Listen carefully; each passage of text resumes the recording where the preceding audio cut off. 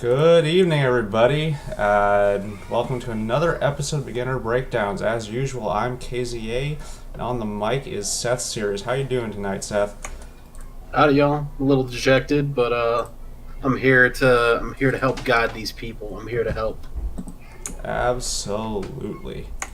We've got a full playlist up for you tonight. Thank you, everyone who sent in videos. Even I sent notes to some of you, but if you didn't get one from me, I apologize. I am very bad at remembering to send people thank yous for sending stuff in, but I do appreciate from every one of you, everyone who sends one in, because it's always good to get mail. So first up tonight, we've got Sumo Sloth sent us this. This is his Ed versus a Guile. He noted in the email that he was having a lot of trouble with this, and I can see why. Ed depends a lot on being pretty close to do his damage, and Guile makes not having it. Makes that into a never-ending morass of suffering, as I well know, as a Zangief player. So, let's go ahead and see how he does, and maybe see if we can figure out a way for this man to make America's hero suffer.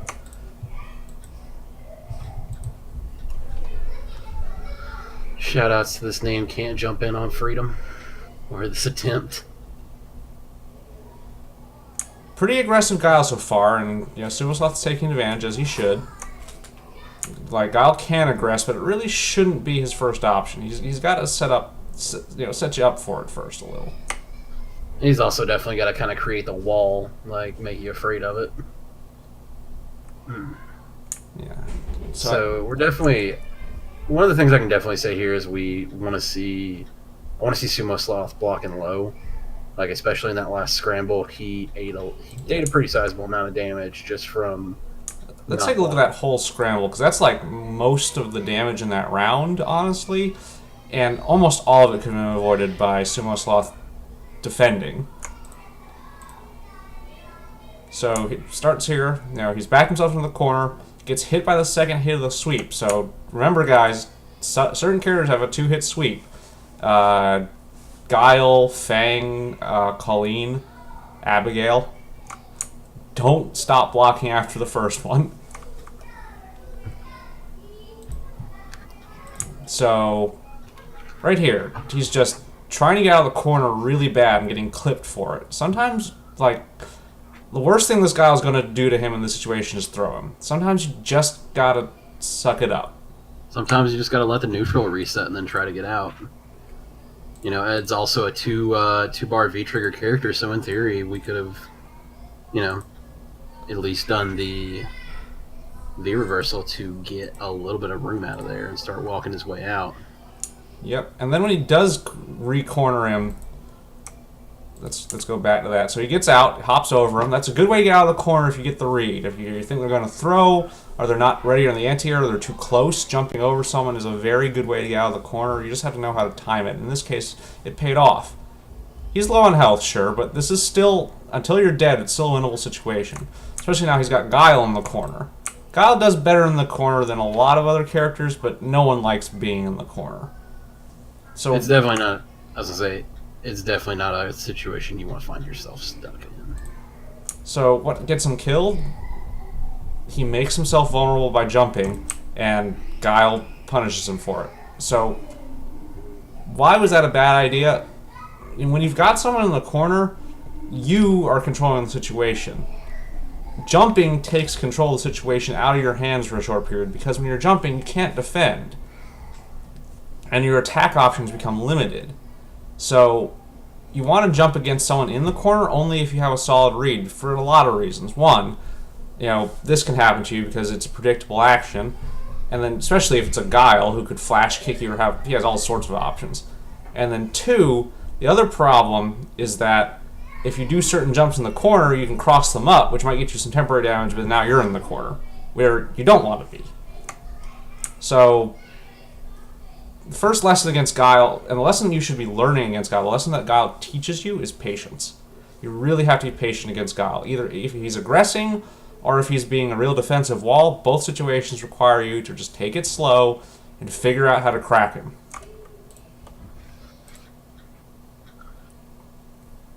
Every guile has a tell. They've all got something you can look out for. Alright, playing a little slower, but this guile's still going really balls to the wall. Like, this is a very aggressive guile. And when you see that, you've got to start thinking about him a little differently. If it's an aggressive guile, you have to be ready to intercept him doing these little light jump-in confirms. Like, they're good, but they're not that good. You can anti-air him. In fact, that's when he's most vulnerable, because they are short-ranged, and he doesn't actually get that much damage off of his jump-in combos comparatively.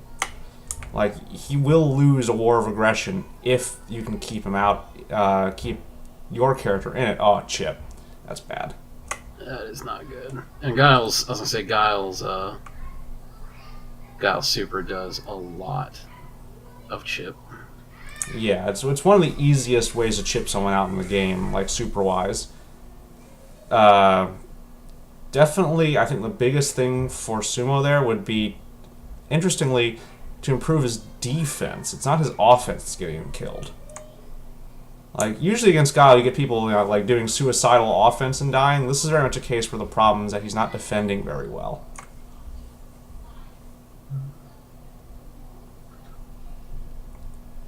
Good air-to-air into reset throw. Definitely a good air-to-air, maybe not the best.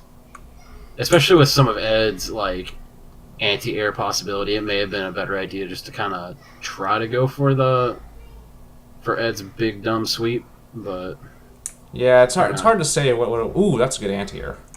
So, but what Sumo did wrong, I think, primarily there, is that he keeps ceding momentum. Like, Ed does a lot of work up close, and every time he's up close, he's letting this guile just keep going.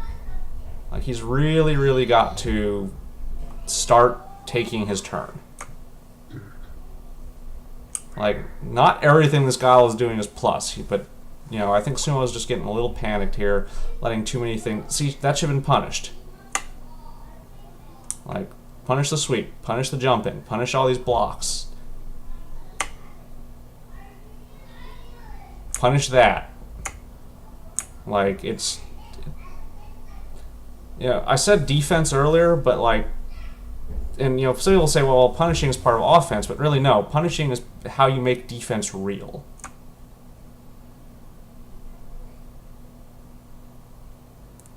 That is solid, though.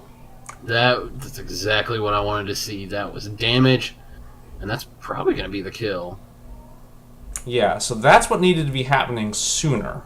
Like, this guile is full of openings if you know where to look for them. You just have to be willing to take them. And the problem is now that he's in the last round, his meter is drained, and Ed loves meter. Like, Ed, absolutely loves meter, even more so than I think Laura.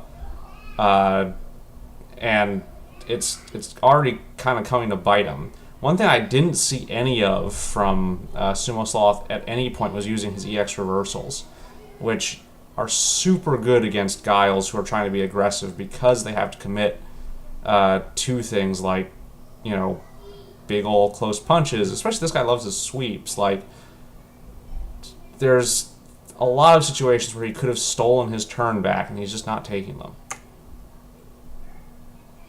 I'm betting on either another chip out or a light hit here. Like, there's the chip. Yeah, there it is. That's guaranteed. Can't do nothing about that. So, when someone gets chipped out twice, what that says to me is they're not, they're letting themselves get worn down more than they're just, losing the match. Because if the other guy can both get you that low and have his meter full while doing it, especially as characters who are as meter heavy as, Guile likes using meter. EX Sonic Booms, EX Flash Kicks, he loves his meter. If you're letting the Guile stock full super twice and chip you with it, well, that was technically not a chip, probably I think he landed in it. If you let that happen to you twice, it means you're not pressuring him enough that he feels he has to use his meter. And that generally means that you've got to figure out when to take your turn. So oddly, often it's not a problem of offense, but of defense. What do you think about that? So as far as that goes, I definitely think that as far as the offensive part on this goes, like it feels like Sumo got really bullied and just let himself get chipped, and especially at a certain point, like one of the best, like you can, especially with experience, you can kind of tell when someone's going to try to go for that chip out, and usually you can V reversal your way out of it to kind of at least mitigate that a little bit. But especially in this situation, chip out's a really hard thing, and it's something that happens, but it's not something that happens often. Yeah, and for it to happen effectively twice in a round, like I said, it points to, in my opinion, there's something fundamentally flawed about how you're thinking about approaching the matchup. Like, for it to happen to you multiple times, you have to let your other guy build that meter. You have to not be pressured in a way that he feels he has to use it. And most characters want to use it. They don't have to. I was gonna say they don't feel threatened. Yeah, most characters want to use meter for EXs. Like there aren't really very many characters who have a lot of situations where they're just sitting on it trying to save for super. You take supers when you get them, but most of the time you want to use that EX for combo extensions or reversals. And if they're not feeling the need to use either of those, it means you're definitely not trying hard enough to hurt them. So, for Sumo Sloth, what I want to say here is he needs to work on his defense so he's not taking all these little hits, little combos, getting slowly worn down. And then he needs to figure out how to reverse that into offense. I was expecting a situation where he was having trouble getting in on Guile, and as Ed, that's pretty common, and there are things you can do about that. But this is a situation where Guile was repeatedly pressuring him, and he wasn't really doing anything about it. And that's not a situation that should be happening to you. Like, Guile can pressure, but Ed's pressure is probably superior. Like, Guile's pressure is safe, but it's not consistent. I was gonna say, so the one, like, I just want to kind of give a breakdown of what some of Ed's buttons look like, especially for this, because you're right, Ed has really good pressure buttons. So standing medium punch is a 6-frame medium that is +3 on block, and that button has range. You can do some stuff with it. So standing medium kick, which is a 7-frame button +2 on block. None of Ed, Ed's heavies are a little weird. His standing heavy kick is, his standing heavy kick is minus, as is his crouch heavy punch and his crouch medium and heavy kicks. But he's got the long range buttons, especially to kind of whiff punish Guile. That standing medium punch is probably Ed's best button. Yeah, so, Sumo, if you're still playing Ed, and Ed's fun, you should keep playing Ed if you like him. You've got, Ed lives or dies on keeping pressure up close. He is not a character that survives well without some up-close pressure. He has Psycho Ball, he can hold his own in his Fireball Wars for a while, but he doesn't get real damage out of it, and he can't keep it up as long as some people can because of how slow Psycho Ball is. You've got to learn how to change pressure situations up close and win these up-close scrambles. Don't let Ed's Fireball make you think that Ed's anything other than a close-range fighter. He's still a boxer. He wants to get up close and punch you in the face. And unfortunately, unlike his good old dad, he doesn't have ridiculous dash straights to get in. All right. Oh, Balrog. So next up, we have a repeated submitter, Arthur Bontarelli from Brazil. Hello, Arthur. With his Cammy versus a Urian. Big rank difference here. I don't know if that's because they know each other or if just the nature of the relatively limited South American community, which I know kind of sucks sometimes for matchmaking. What do you think about this matchup? I personally think it favors Urian, but I've been... Urian... So, Cammy definitely kind of has, good poke buttons. She's got really safe buttons. But Urian's got kind of... I do see this being a place where Urian can get in.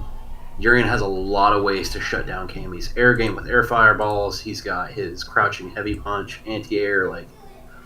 Urian has big range and hits hard. I think I agree with you in the fact that I think this may be a better matchup for Urian. Well, let's see how he does. And again, there's a big rank and therefore theoretically skill mismatch here as well. And we'll see how that plays out. Sometimes it matters, and sometimes it turns out that randomness confuses people.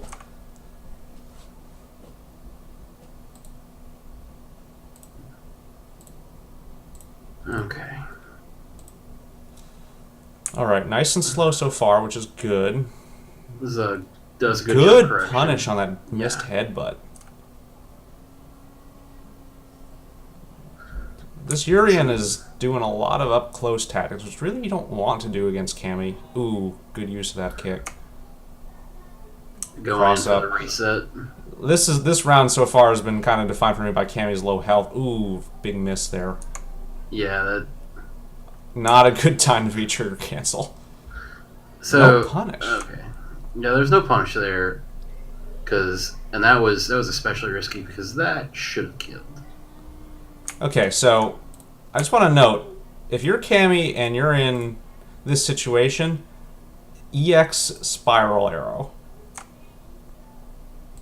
I'm pretty sure it would you are briefly projectile invincible during that. I'll verify. Keep talking. Yeah, either that or I believe Spin Knuckle also can go through the mirrors. I just know for a fact that Cammy has a couple of options for dealing with mirror setups that other characters don't, because she has a couple of projectile invincible options. If you're super close, you can always, EX can spike right through it, but that's a little closer than most Urians are generally going to want to let you get. EX spiral arrow is projectile invincible on the first 15 frames. Yeah, so you can, in fact, walk up a little bit. That's probably slightly too far away. And EX spiral arrow, you'll go right through the mirror because it counts as projectile, and you'll nail Urian. You might bounce off the mirror afterward, depending where your hitbox ends up, but it will stop his shenanigans dead. All right, let's keep looking at this. I'm curious to see kind of. Stuck her foot into the mirror there. Aw, didn't quite get the combo.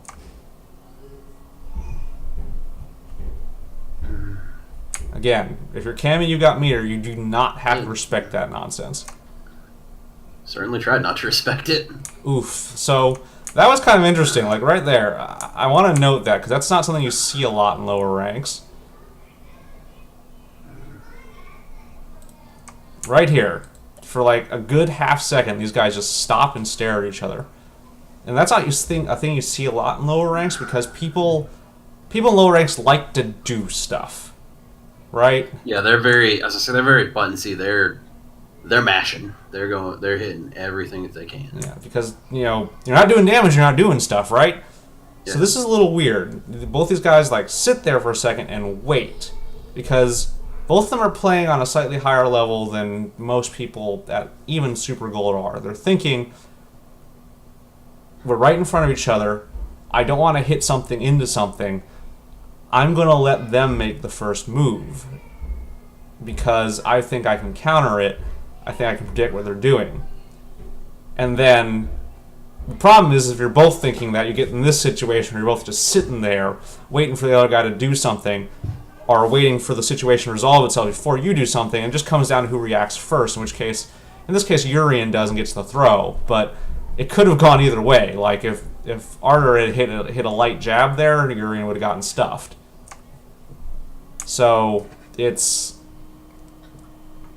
is a situation you actually want to see more of as you get better, because it means that you're not just doing things for the sake of doing things anymore. When you're in situations where both you and the other guy kind of pause, like eventually even those start to go away as you start doing things more naturally, but when you're seeing that kind of pause and think moment from both of you, it means that you're actually trying to play the mind game of Street Fighter more than you're just hitting buttons, because now both of you are trying to think, okay, I don't want to do anything because I'm not sure what's going to happen next. What should I do? Like, so There's especially a lot to consider in this situation, especially like Urian has 1 bar of meter. Like, this situation's kind of tense. He went for the grab, which was probably, I don't want to say it's the best option, but it's probably the most viable option, especially since You know, newer players don't have a tendency to tech or have a sense for when throws are probably going to hit. But like, if this situation's playing out the way you think it is, where they're both kind of having a moment to think, um, I'd imagine in the mind of the Cammy, we're seeing the idea of, do I hit a button? I might eat an EX headbutt. And Urian is probably similarly thinking, am I going to get YOLO DP'd? Like, both these guys have, Cammy doesn't have the meter for EX DP, but she still has her, semi-invincible regular DPs. So it's definitely a tense situation, and it's one that as you get better, you have to start getting more and more comfortable with, because it's going to come up more and more. It's people, when people talk about respect, this is what respect looks like. It's the situation where you both know the other guy could do something, and so you hesitate because you're respecting their options. And so as people get better, they start respecting things more and more because they're aware of what could happen, as opposed to low levels. You get a lot of accidental disrespect because they don't actually know that they're disrespecting something. They just hit things. All right, so let me get the throw. Let's get back in here.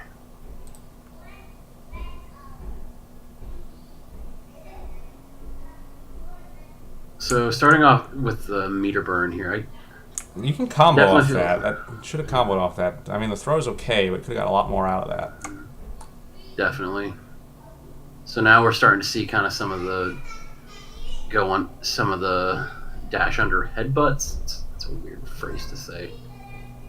Yep. So there's the solid headbutt.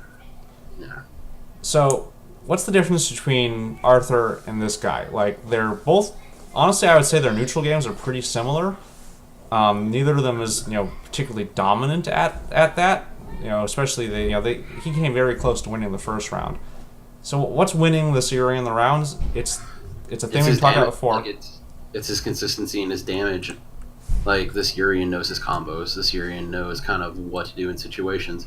What we're going ahead and seeing is we're seeing a bit of an advanced character knowledge, especially because we saw the dash under headbutts, we saw the reset situations. Exactly. Yeah. When you get your, you don't have to be as fancy as that Urian starting out, but you have to get some basic combos down. Because Arthur, he didn't really get very many full combos at all, and there's a lot of situations where he got a hit and he didn't confirm it. You've got to get that damage in. All right. Oh man, we going to the beach. And he has character swapped to Colleen, which much better matchup for Cammy, I feel, because again, Colleen struggles a little bit more in the neutral, and Cammy is very, very good there. Yeah, Colleen's like a really tricky character. She's definitely got some stuff you got to set up. Like, it's not that I don't want to call her a Street Fighter character, but that girl's definitely got some anime influence in her. Yeah, so, I mean, first thing we saw at Arthur there, first thing that hit solidly was a, dive kick that he didn't confirm anything off of. You've got it. The entire point of Cammy having that dive kick is so you can do something with it. You've got to... So I've seen a lot of tech throws. Oh, counter. Solid read. Wake up counter. So, as I mentioned last week, that counter is actually frame 1. So you've really got to be careful about it on wake up. You can't get predictable. Again, solid. That's a solid hit. She could have juggled off of that. There we go. That's no. That's unfortunate. That was other. I mean, that's unfortunate, but that's not round ending. That's not a. It's a setback certainly, but it's not. That's not like. Another thing for both Arthur and generally you Cammy mains out there: do not use hooligan combination very much. It's not. It works pretty well as gimmick spam early on, but as people get better, any version except EX is so slow that most people are gonna. Ooh, good combo there. Most people are going to be able to intercept it. You basically only use it in certain setups where they're unable to react to it, or use the EX version straight into the dive kick. to get very low running dive kicks.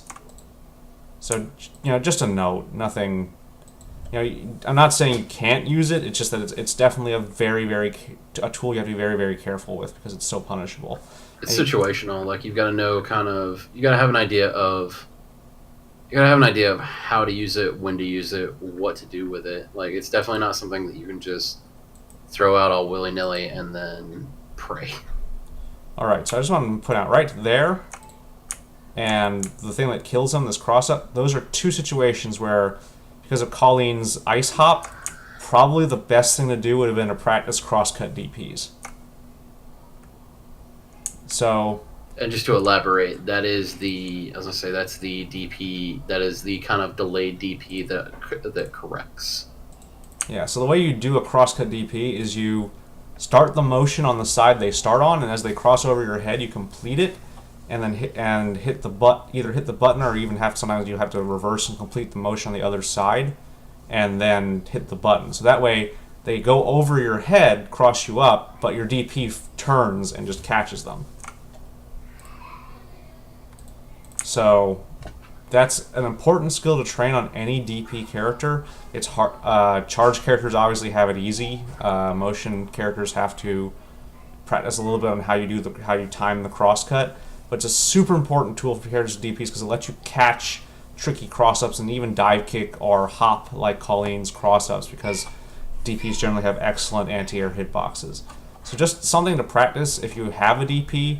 Like they're very, very powerful tools, even if they're even the non-EX versions, and you should definitely learn all the tricks with them because they are such a valuable tool. Like my characters don't have them, and there are times where I'm just like, damn it, I really wish I had one right now.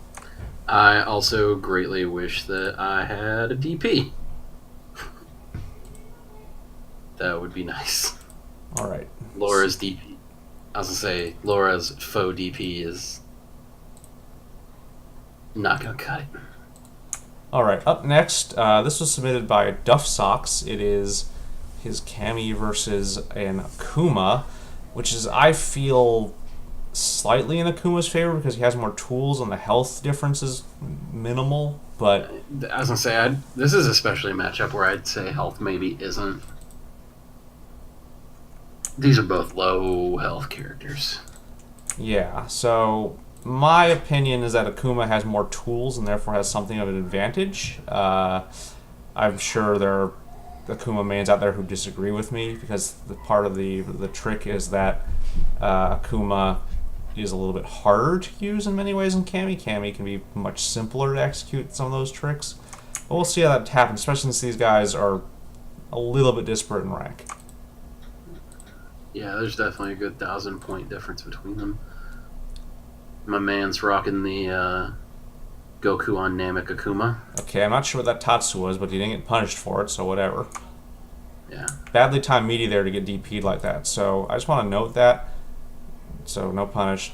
Gets in, immediate DP. So depending where that dive kick hit, I would say Cammy was probably plus in that situation. It can be hard to tell a dive kick because dive kick's advantage depends heavily on how deep you hit, how low on their body you hit. That might be minus. I was gonna say that I don't think that one would have been. I think that was probably minus. So the DP there, that was not a true invincible DP. Cammy could have avoided that situation just by not hitting buttons while minus. So we are seeing some anti-airs, and I do like seeing the demon flip situation. Good crush counter. That's something we haven't seen a lot of on this show, and I want to just compliment that. Got to punish those DPs. They're a valuable tool. You got to make sure the guy doesn't like them very much. So I definitely probably would have spent the meter there to kill. Yeah, the reset worked, but if it hadn't, that would have been very dangerous. Akuma and V-Trigger is not something you want to be dealing with. Akuma definitely, a lot of people give this game guff about comeback potential. Akuma with V-Trigger is terrifying. That's when Demon comes out. That's when a lot of bad things come out. So we're seeing a lot less consistency with anti-airing the Demon flip, and it's getting our friend Duff over here blown up. Yeah, so I want to note, you'll see a lot of Akumas doing the crouching heavy punch, that big low palm. It is super plus, but I don't think it's plus enough that you can just do it twice like that. I think she did something too slow. Let me consult on that. It's definitely slow. Yeah, but it is But very, very plus, so be careful of challenging it, but I don't think you can do it twice in a row.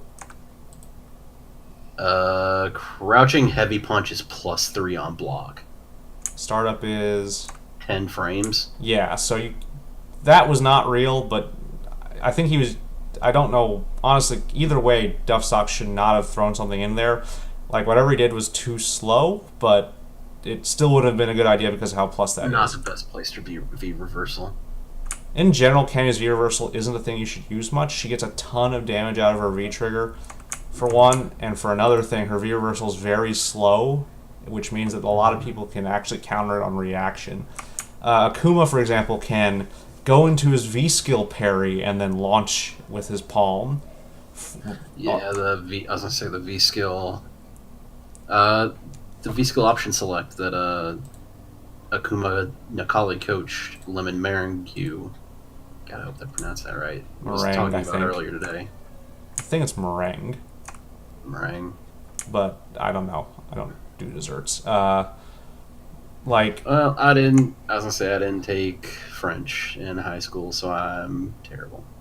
Yeah, so anyway, Cammy's V skill, V reversal out of all of them takes like a good 10 frames more because it crosses up.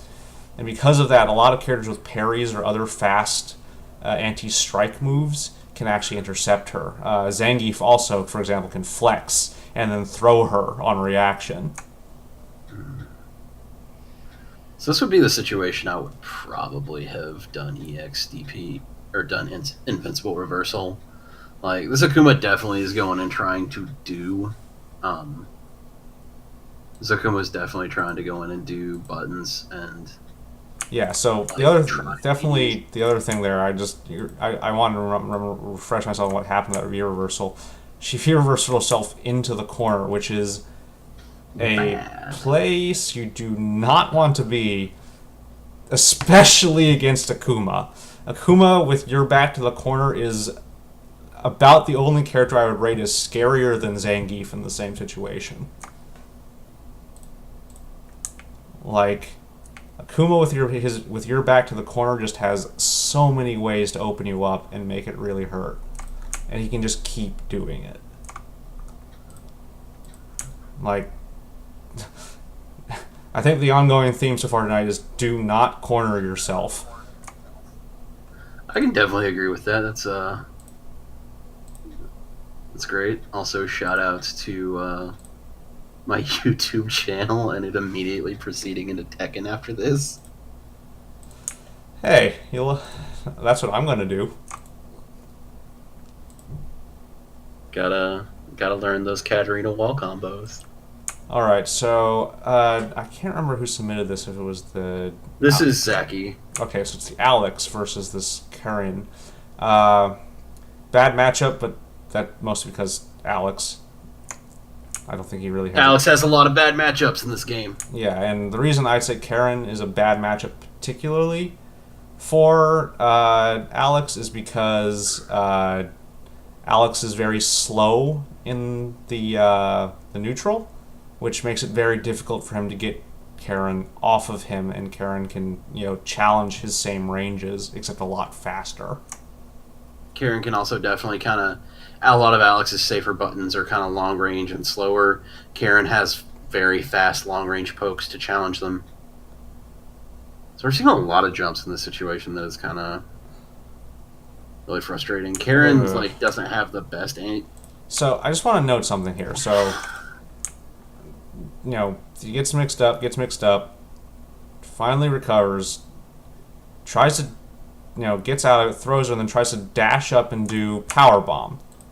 And that feels like a good tactic. You think about it and it's great. It's not a good tactic on Alex because powerbomb gives you nothing. Like, I was gonna say they're definitely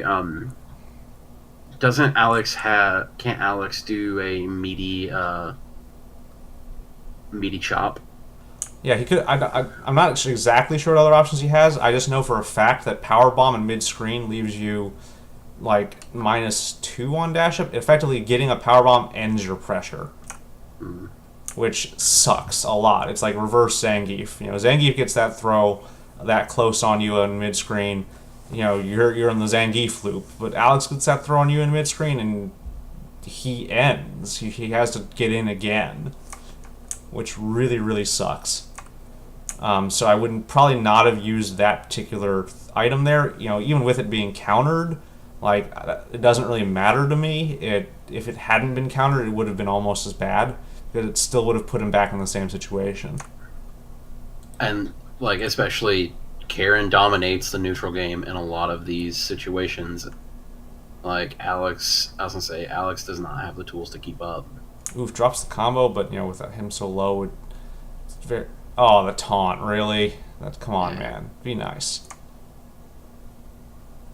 That's a weird use for that, but sure. Yeah, Alex's air options aren't good, so I guess that works.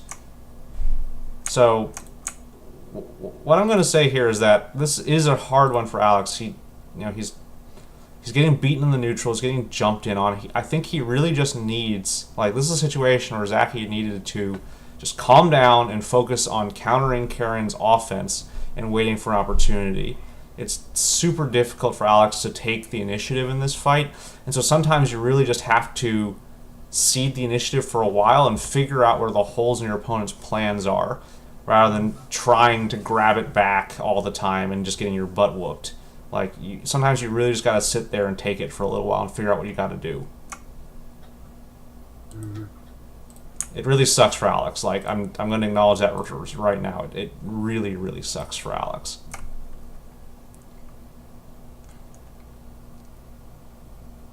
Like, Alex does okay against characters who can't challenge him too easily in neutral because they're slower or, just aren't as long range as he is. And Karen just craps all over that. So yeah, this is good pressure. You know, staying relatively plus. I mean, chops aren't plus, but this Karen didn't do anything about it, so it might as well have been. Like, that's what you have to do with Alex, is just try to keep that consistent against Karen. Don't let her sneak away from you. Ooh, risky, but it worked. That's super minus on block. Don't count on it. All right, re-trigger active. Could be a big chance. I mean, ooh, that's minus. Yeah, so that's... Ew. That was probably a bad confirm. You gotta confirm that stuff with Alex. He's super minus on a lot of things. You really gotta be careful. Yeah, Alex definitely can...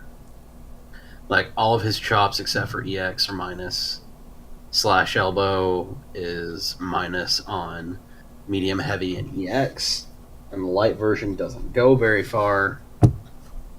So, like, this is definitely, like, a rough matchup for Alex. So we're finally seeing some anti-airs, which is nice. Alex doesn't have options, like... A lot of good use of... I want to count on this Karen. She's using a lot of good EX reversals to catch, effectively frame trap Alex with them. But, you know, it'd be risky if it was anybody else, but because Alex really does have to commit to trying to punish things to get in, it's kind of predictable. Sorry, I interrupted you. No, you're good. You actually kind of segued into what I was going to say. Like, compliments to this Karen on that play, on that skill, but it's happened about 3 or 4 times. So at this point, like, Zaki really should be trying to bait it. You know, letting Karen do those moves and then just hesitating, seeing if he can bait her into going into that the extra Senha, so he can smack her around a little bit, get that real big boy damage, because he can do that, especially with trigger available. The thing is, too, is, like, Karen doesn't have the health to be whiffing DPs. Like, she is a very strong character. They're, like, I think you skipped one, actually. No, this is 3. Mm-hmm. This is the right. I'm pretty sure this is the right one. I was gonna say there are 4, and I think they're each numbered. Yeah, this should be 3. Yeah, it's 3. All right, so not sure where that jump was. Probably should have done something coming down. Probably would have caught her. So that was so. Karen's sweep is hard to punish. It's a long range sweep. Alex really should be punishing it because his sweep is almost as long. It is slow, but it will get it. Like right there, that if he hadn't gotten caught by that, he could have punished it. That one, like that was not the right move. Like just should have swept it and used that opportunity to get out. So we definitely see here he's trying to set up kind of the standing. He's trying to meaty, which is really important. Like Alex, ooh, good use of that. Like his predictions on those EX slash kicks. Oh, he's got her cornered. That's good for him. Gets that finally. Ooh, there we go. There's that damage. That was very good. That was problem is, again, Alex doesn't get much out of a lot of these situations. They reset to neutral, which is really bad for him in this matchup. But he does manage to squeak it out. So let's look what that means here. Like gets the backdrop, and then this is a reset to neutral. Really, Alex has a dash, and Karen's already getting up. And so right there, that was, as you can tell by Karen being able to jump right out of it, completely fake. Karen could have stood there and challenged with a jab or maybe even like a crouching medium punch and probably counter hit him. But because she doesn't know that's fake, she jumped, expecting a meaty throw. I was gonna say, that was really. I will say this: those good instincts on Zach to try to punish the jump instead of just going for another throw. Yes. Execution was a little flawed. But comment from a known Karen player in the chat from Nianya. He's respecting her V-skill and Orochi far too much. Both are -2 and putting her in a mix-up against grapplers. That's true, and again, I think I would chalk that up to some matchup unfamiliarity here. Both of those are indeed -2, and if you are playing a grappler with a 5-frame command grab like Alex or Laura or Zangief or Mika, anytime you block one of those, it's a free mix-up for you. Are you going to hit a medium button or are you going to throw them? And so you've got to be ready to abuse that because Karens love using those skills to try to prod at you and theoretically staying safe. Remind them they're unsafe. Make sure they stay afraid. That's how you win as a grappler.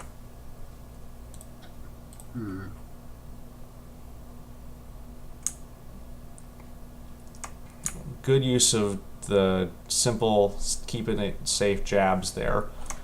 Sometimes you just got to jab. Just keep him out. Alex's crouching jab is pretty good. Good use. That was good. Kind of it doesn't convert off of that. That was a big chance. Again, like you land that hit, you've got to convert as Alex. You cannot afford not to take that damage. Again. Definitely went for it that time. I think he kind of picked up on that maybe he was leaving some damage on the floor. Gets his first real meaty situation. Doesn't appear to know any setups, but gets the jabs anyway. So finally a win for our man here. And so let's look at that last round, which is really the one here he's most dominant. This is definitely a strong round. Yeah, I think Powerbomb, I think Nia is right. She's mentioning that Powerbomb is 6 frames. I think that's correct because Alex just managed to get the crappy version of basically everything. That's what I was going to say. That was what I was about to check. I'm glad we got that. I think Karen, so Karen could theoretically challenge with like a jab, but then she could get counter jabbed, so it's not a good idea for her. Let me look here. Yeah, Powerbomb is a 6-frame command grab. Which just sucks, like all around. I really don't understand why they made it so bad. I think the school of theory is that Alex isn't technically supposed to be a grappler in this game, but that's garbage. The problem is that everything else he has sucks. So let's look at the second round. So catches her jumping over him, good. So he leaves some damage on the table here and there. He's not getting this combo right. Like he should be canceling that confirm into a chop, which would work. Or if he's uncertain about that, I believe he can go into like crouching medium punch and then into something. I'm not completely sure my Alex combos, but gotta work on that. That's a big confirm, and so a lot of damage being left behind. Yeah, and that also he gets backdrop from that. Like if he could have done the standing heavy punch slash elbow or not slash elbow flash chop and then backdrop and immediately kind of created a corner situation. But I think getting those here, this Karen kind of starts hesitating, right? She gets hit by all these big hits. Sure, he's not getting real damage, but she's still worried about them. So she lets herself get swept here, which gives him another chance to get in. It's one of the few hard knockdowns. Gets her again with it. Anti-airs. So that's something you got to watch out for. I want to note that it's a common tactic. I like to use it. Getting that air. So gets the air hit reset. Happens to be a trade, but it doesn't matter. It doesn't have to be a trade. And then, oops. Immediately throwing you as you land, because that timing works out pretty good. You can do command grabs in that situation too. I love doing that since his is 6 frames. It should still work. Like it's not that tight, but like I like doing this as Zangief and alternating between regular throw and command throw, and sometimes just jabbing. It's a super good situation to be in, and if you have that kind of close anti-air jab as a grappler, it's a really good free mix-up that you have to learn to take. So it's a good job on Zaki for taking it here. Agreed. Like, it's definitely kind of overcoming... It's taking advantage of your opponent's weaknesses to overcome a bad matchup. This is the Tenko punish there, as Nia commented. Like, that's -10. I think that big downward punch is like... It's slow. I'm not sure if it's 10, but I think it might hit a bit late. Grabbing it right now. It's Alex standing heavy punch, right? I think so. Standing heavy punch is 10 frames. Yeah, so he's just a little bit late. Honestly, in a lot of situations where the punish is tight like that, especially on a big, slow one like that, it might be simpler to go for something a bit faster and just, take the free frames. But especially online where you can get input lagged. But in this case, I think he was just a little bit late. And that's punishable, I think, or at least super minus. That is EX Flash Chop, which is... EX Flash Chop is -2. Okay, so it's technically Karen's turn here.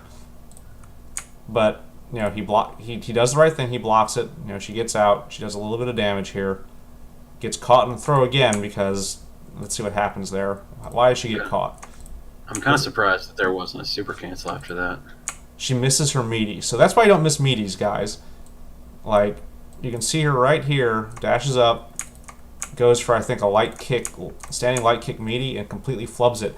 And so that might have been actually a late tech attempt by Zaki that just caught her. So... Yeah, if I'm not mistaken, Karen has a standing light kick meaty into crouching medium punch into Tenko startups. So, get your meaties on point, guys. Missing meaties is bad. Stuff happens when you miss meaties. Missing meetings means you get whiff punish on their wake up, and it's bad. And then honestly, at that point, I think she kind of panicked and tried to do something and just got jabbed. It happens. So it definitely feels like she was trying to go for a confirm into super. Yeah, that's probably about all she... Whoa, what the heck happened on this one? I don't know. Wait, what? Okay, camera's zooming in. Okay, we're good. All right. Oh, that was the pause this is on. That's a daring move. That's standing. That's his lariat. Very slow. Lariat. Caught her, but block, though.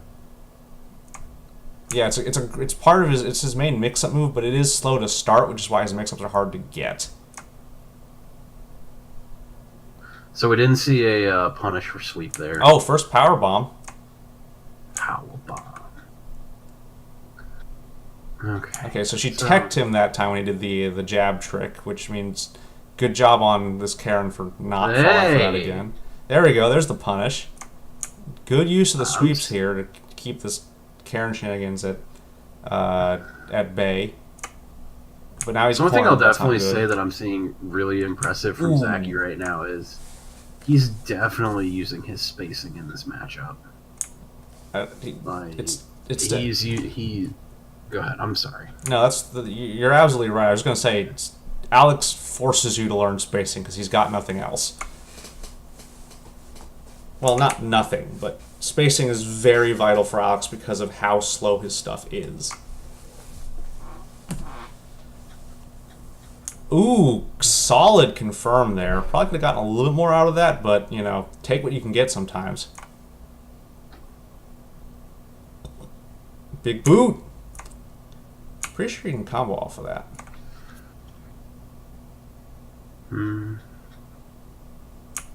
Solid round by Zach there. Started to get his confirms on point. So that round's like an illustration of the difference between getting your confirms and not getting your confirms, because those confirms just killed Karen.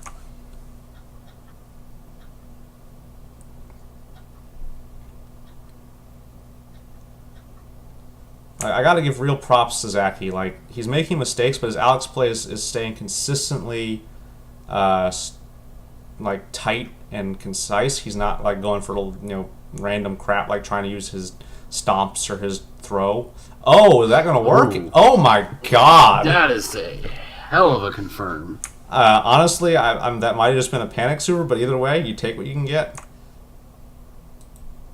Plant that tree. So let's look at that again, because that's interesting. So gets the power bomb, gets the random sweep because she's not blocking low.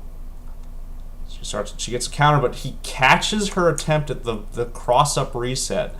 So that is, I believe, in that situation, fake. You can jab out of it, which is exactly what he does. And I don't know if that was a confirm or if he was just churning and hoping for the best.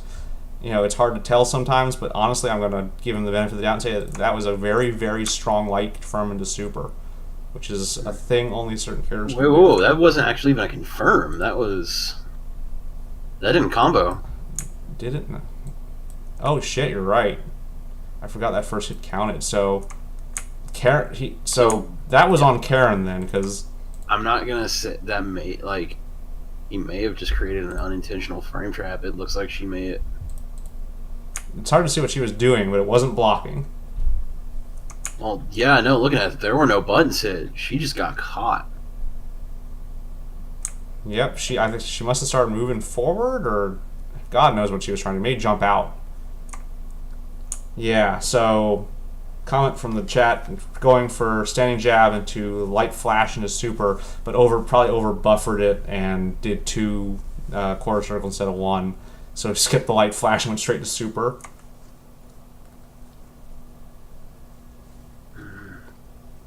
But either way, it worked. But again, the importance of not dropping your combos, of getting those combos tight. If she had just blocked there, that would have been potentially a big turning point. She has her V trigger stocked. She has a bar meter. He has about half health. She certainly could have killed him in about 1 or 2 resets. Yeah, I don't even think it would have been 2. She could have gotten it 1, especially if she had stuff to start up with. I could easily see that just being a situation of touch, confirm, V trigger pop, her Rekka mix up into just starting something. So, it worked out from that time, but got it, if I have to give one specific piece of advice to Zachy here that isn't, Alex has trouble with this matchup, you've just got to play as tight as you can. The thing to tighten up the most is getting his combos and confirms on points. The rounds he won, he got confirms, he got combos. The rounds he loses, he drops them. And sometimes when he wins, it's because he gets lucky and a thing that shouldn't combo ends up accidentally resetting. If he has his, ends up being a super. That's a reset. Technically. It's technically a reset, right? So I mean, it's an American reset right there. Yes, sirree. From Brooklyn. But he's got to get his combos on point and definitely also work on just tightening up his play in general. Punishing those sweeps, punishing those jump-ins, getting all of his punishes on point so he's not missing opportunities like block Tenkos, and mix-ups on Orochis. Some of that's matchup knowledge in this situation, but a lot of it is just generally trying to play as tightly as possible, which is the only thing that really Alex rewards, because the reason I'm being so down on Alex is that Alex's problem is he doesn't have a real true strength. Everything he has is the best example that I can give is Nikali has a bunch of weaker versions of what everybody else has, except that Nikali's are slightly weaker and they all come together to make him as good as anybody else pretty much, because he has all these tools. Alex has a ton of tools, but they're all just a little bit weaker than that, so it's hard to use them, and they're all just a little bit worse than just like having that actual tool. His power bomb is a bad command throw. His elbows and such are bad, like bad versions of like Laura elbows. His chops are bad versions of like, I don't know, Ziku kicks or any of those like short to medium range pseudo projectiles. So you have to, in order to win with Alex, you just have to play as tightly as possible because you don't have any cheats. You don't have any real like complete like bullcrap nonsense things that like make other characters go, hey, why don't I have that? You just have to play as tight as you can. You don't really have the ability to make. You don't have room to make mistakes without suffering for them. All right, so I got to give you some bad news. We couldn't get to yours tonight. We'll save them for next week. With the amount of submissions we had, I didn't want to repeat too many people week to week, and also, because they were in replay form, we didn't have as much time to upload all of them. But we did get them. We will put them in probably next week, depending on how many new submissions we get. We do look at every submission we take. We do try to get all of them in here, but we like having more than we can show because it means that we have options and we can really talk about like even the ones we don't see sometimes and have them for the next time. So again, please send in more replays. I would like to have so many that I can't. I have no choice but to leave some out because we don't ever want to have to pull the panic button and submit our own personal replays. Especially not me. I'll look like a complete moron. I mean, I'll show you some Bonita things. Y'all gonna learn. But I'm here to teach these kids, not be taught. Alright, so tonight, the final one for tonight probably, we've got a Ryu versus an Akuma. Hot take from the chat. Ryu wins the matchup versus Akuma. I think it's more even than it could be for Ryu versus a lot of characters, but I still think Akuma's got too much stuff going on, and Ryu is kind of like a somewhat better version of Alex in that, he's generally strong, but he doesn't have a particular advantage, whereas Akuma's advantage is he has, like, everything. He can throw out whatever the fuck he wants. Ryu's in a place where you could theoretically play Ryu, but there are so many characters who can do what Ryu does without any of the drawbacks of Ryu. Like, I think it's a better matchup than a lot of Ryu matchups because Ryu's like huge damage matters. Like Ryu can do a ton of damage, and that really makes Akuma suffer. And having a DP, being able to match him in the Firewall War, that all does matter a lot. But I still think the edge is on Akuma's side.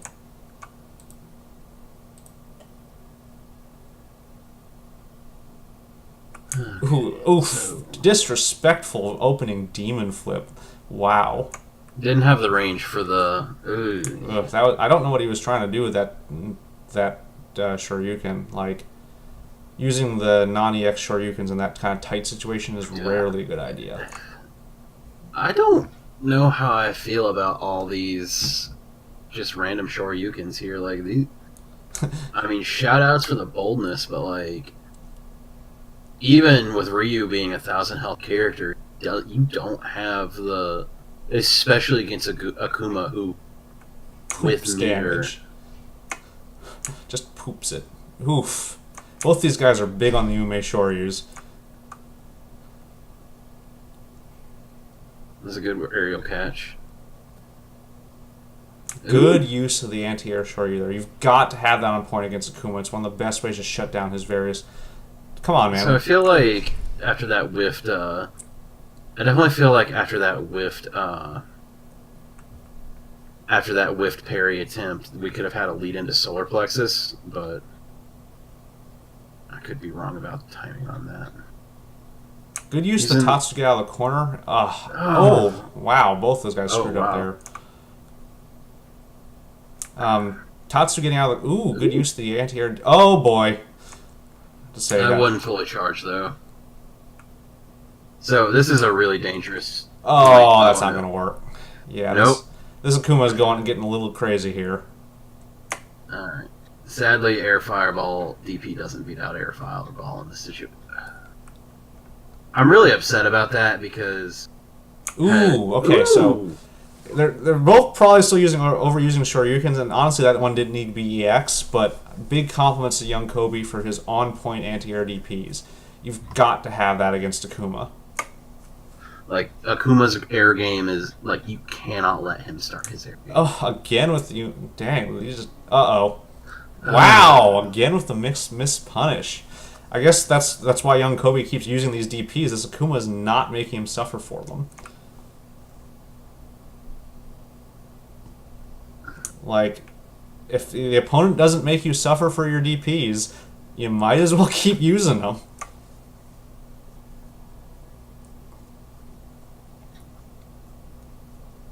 Rocking this Bancho Ryu costume. It's a good costume, I gotta say. It is an incredibly good costume. So let's see how these guys... okay, go ahead. I have some really mixed feelings about this set. Like, just sitting down and looking at it... Like, this play is incredibly sloppy, and both of these people are talented players. Like, there's some thought and some options in here, and we're seeing, like... Especially since we've spent the entire set looking at bronze players, like, both of these players at least have an idea of what they're doing and how to play their characters, and just these YOLO DPs, the no conversions to damage. Like, if I had to give, like, the biggest takeaway I think coming from this set is to kind of just clean it up. Like, there's a lot of poor decision making and a lot of sloppy execution and just poor ideas.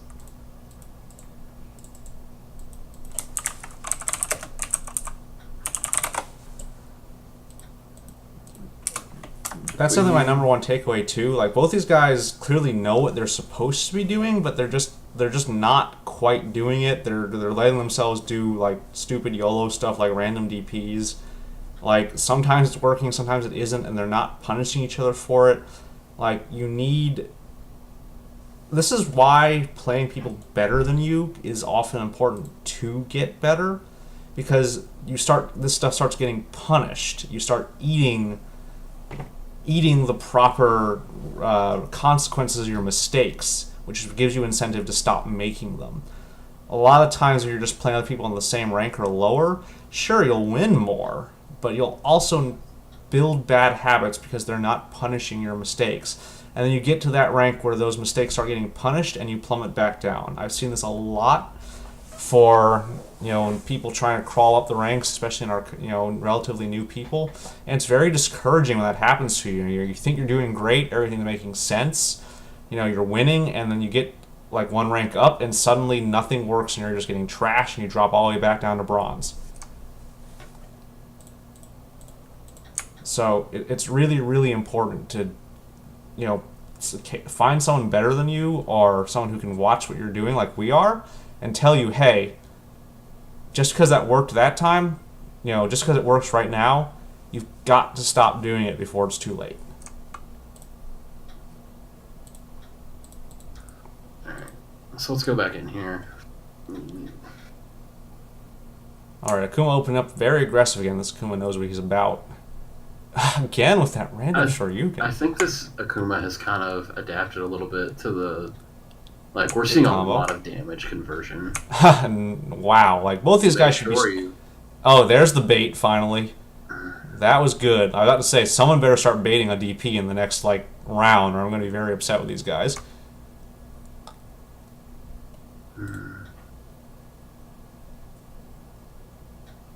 Oh, excellent. The catch. Oh, that could have killed if he was slightly closer. Ah. Kill this man. I don't know why he did that. I'm pretty sure he could have just thrown a regular button out. I don't think Ryu's plus in that situation. Go back real quick. I know I played Ryu for a very long time, so I can just elaborate. V-trigger fireball point blank uncharged. I'm pretty sure that's still not plus. Give me 1 second and I'll answer that question. Let's see here, Ryu. Hadouken. V-trigger. It's still -6. Yeah, so what the... One, why the hell DP? Two, shouldn't that deep... if you'd done that DP fast enough, it's what, a free 3-frame startup on that? Should have caught him. So he was both pointlessly using a DP and he was doing it too slow. The most that Hadoken wasn't fully charged, so the most Ben was -4, which would have still gotten him killed. Yeah, like that was a prime situation for a nice simple jab punish.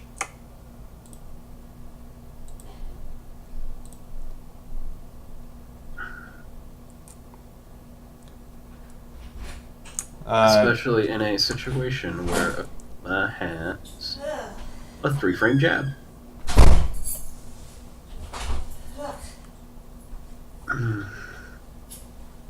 So Jeff, this no is punish there. Yeah, Jeff, this is ultra silver, not diamond. You just can't read the placard so well. So now this Akuma's really opening up. I think that really upset him last round. Yeah, this Akuma's pretty mad.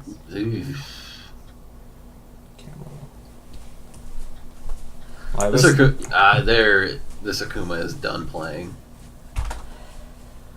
Like, we're seeing a lot of counters to some of young Kobe Beef's actions here, and it's getting him hurt. Good anti-air. Good anti-air.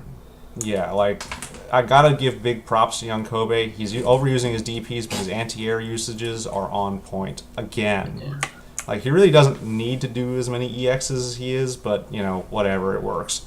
At this point, young Kobe should have really picked up on to stop jumping. Like, this Akuma isn't doing, like, some of the really goofy Akuma V-skill kick things, but if he were... Ooh, right as you say that. That's not optimal. It isn't, but, catching that jump in with that was a bit mean. Again.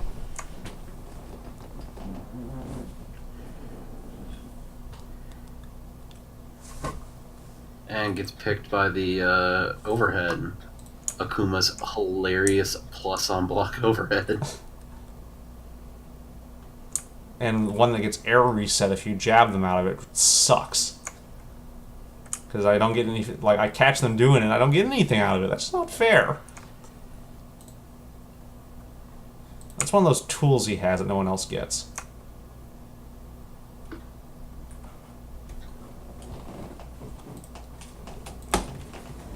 Right, I don't think it's a true overhead, and so as someone in the chat mentioned, I think it just looks like one. I think it actually just hits like a regular hit, but it is plus on block, and it does go airborne, which means it goes over some things. I can't throw it, which really pisses me off, speaking of Zangief. I think you can, actually. I know it's airborne for... good job on young Kobe for baiting that, and a kill. So, definitely some adaptation I want to point out here. Both these guys are thinking. Young Kobe's baiting out more of these DPs, and this Akuma is definitely being a lot more aggressive with his... basically, he's noticed young Kobe's aggression tendencies, and he's punishing them a lot with these, like, parries and other various ways. He's letting young Kobe kill himself a bit more. Okay, that is my fault. Forward heavy punch is not an overhead. That was a weird throw. Glad that I know that now, because I'll stop trying to guard it.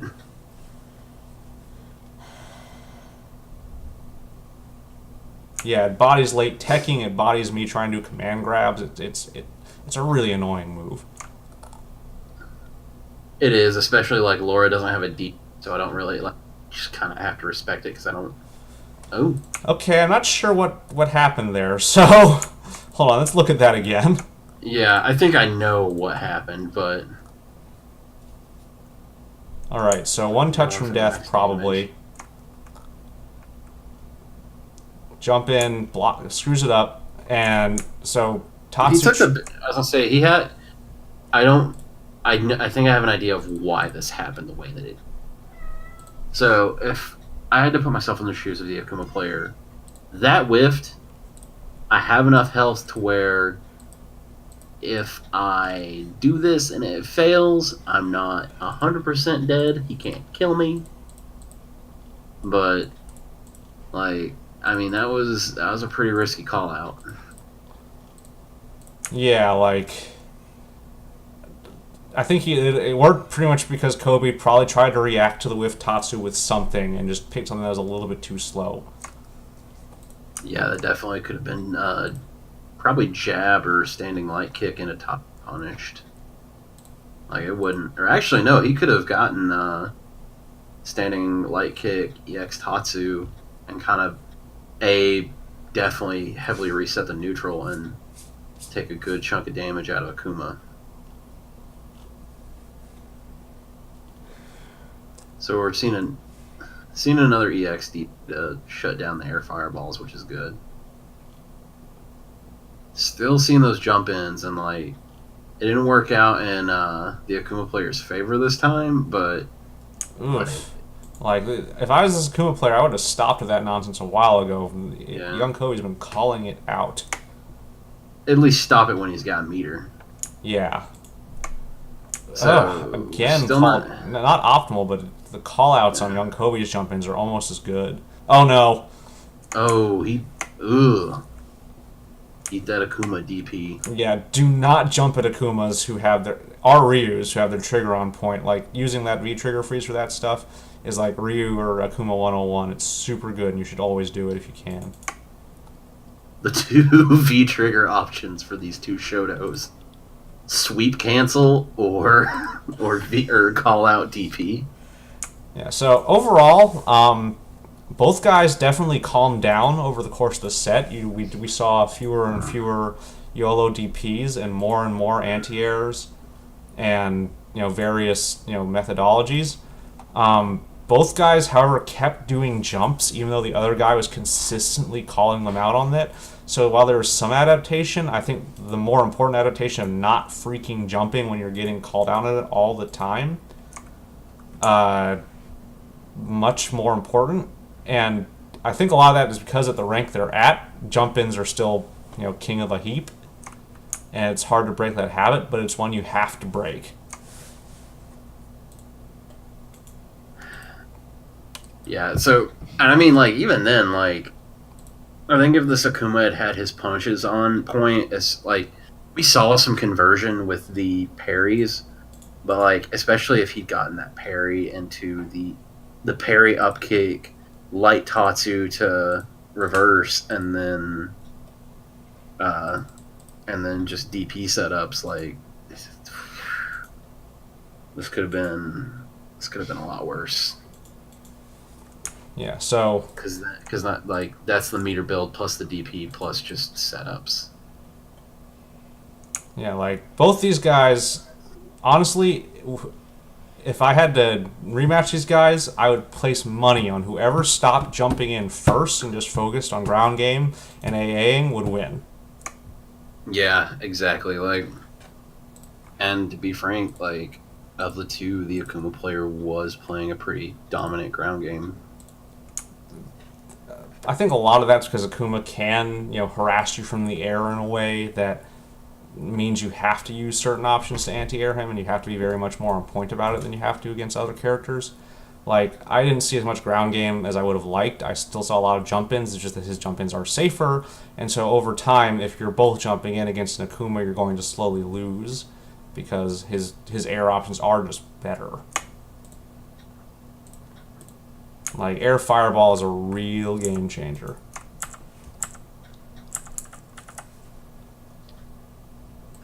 Like, especially as the set went on, like, both of these players do have some incredible strong points. Like, shoutouts to young Kobe B for just not having any of this air fireball nonsense. Yeah, like, I've seen people, like, far and above his rank that are far too respectful of that stuff. Using those EXDP callouts, like, or even regular DP callouts, that's one way to tell an Akuma, you're not, stop that nonsense, you're not getting away with it against me. The problem is that this Akuma didn't learn his lesson, so, and that happens to you sometimes, especially in lower ranks. You do all this work teaching someone to stop doing nonsense, and then they just keep doing it. So it feels like you're not getting anywhere. I feel like didn't learn their lesson might be the theme of this set. It really is, but like the thing you have to do that in that situation is just keep doing it anyway.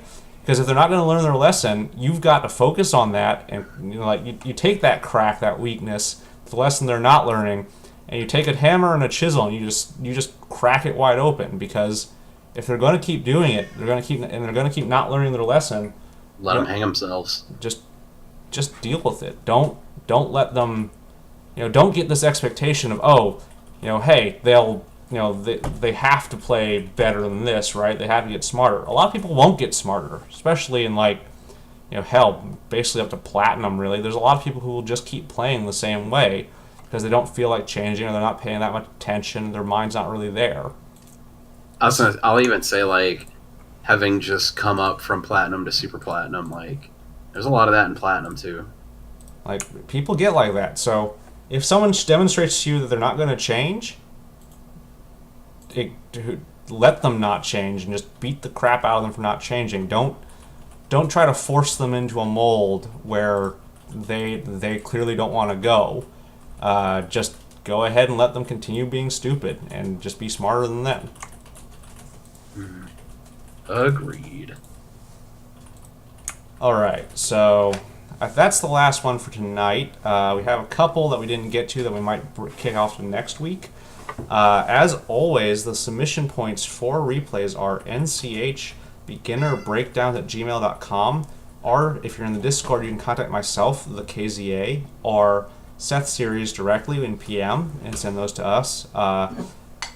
In general, you can send us your replay ID, or if you have it uploaded to a video hosting service like YouTube, we prefer that because it makes it a little bit easier for us to switch between them as necessary. However, we will re-record them. We'll even play them in the game itself if we have to. We want to help you guys out. We want to see all these replays. We want to do whatever we can. I was gonna say, and I do pick out of people who put if you post your replays in the Street Fighter V coaching thread, I've plucked a few of them out to bring them in here. And I was gonna say, I'm the one who, you send me a replay ID and we put it here. I go in, I record it, I turn the key data on. I put in the work. Our good friend Zachy today sent us 4 replays, and I went in and got all of them, got them set up, and got the clean quality versions for us to review. So we definitely care. All right, I think someone else needs to use the channel coming up. We've run a little bit over our usual scheduled time, but that's honestly, I just wanted to go through this big set with Akuma because it was definitely worth the time. Appreciate everyone coming out tonight. Any final words for us, Seth? Honestly, not really. We got some good stuff tonight.